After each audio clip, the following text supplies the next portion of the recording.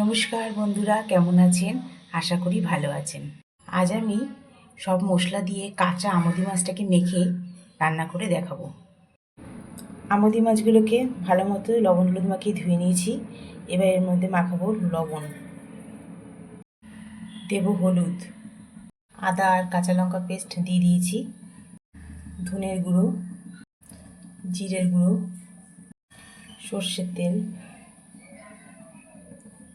নিয়ে নিয়েছি একটু টমেটোগুলোকে একটু আমি হাত দিয়ে ডলে নিলাম। যেহেতু মাছটা কাঁচা রান্না করব মেখে, সব কিছু মেখে, এখানে টমেটোটা পেস্ট করে দিলে ভালো লাগতো না।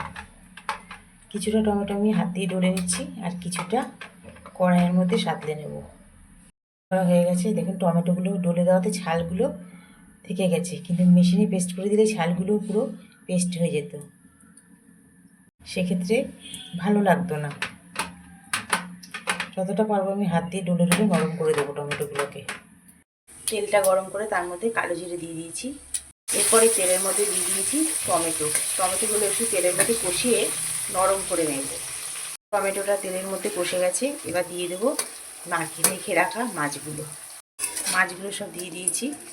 আস্তে আস্তে করে মাছগুলোকে তেলের সঙ্গে মিশিয়ে নেব। অল্প জল দিয়ে দিয়েছি। এবার মাছটাকে একটু ফুটিয়ে নেব, তবে খুব বেশি সময় ধরে মাছটা ফোটাবো না। মাছটা মোটামুটি হয়ে এসেছে, এবার দিয়ে দেবো ধনেপাতা। এবার 2 মিনিট মতো একটু ঢাকা দিয়ে রেখে দেবো। আমুদি মাছ আমার রেডি। এটি কিন্তু গরম ভাতের সঙ্গে খেতে দুর্দান্ত লাগে। আর আমার এই রেসিপিটি যদি আপনাদের ভালো লেগে থাকে তাহলে একটি লাইক, কমেন্ট, শেয়ার এবং আমার চ্যানেল মনের ইচ্ছেকে সাবস্ক্রাইব করার অনুরোধ রইল। আজকের মতো এই পর্যন্ত, আবার আসবো নতুন কোনো রেসিপি নিয়ে। আপনারা ভালো থাকবেন, সুস্থ থাকবেন।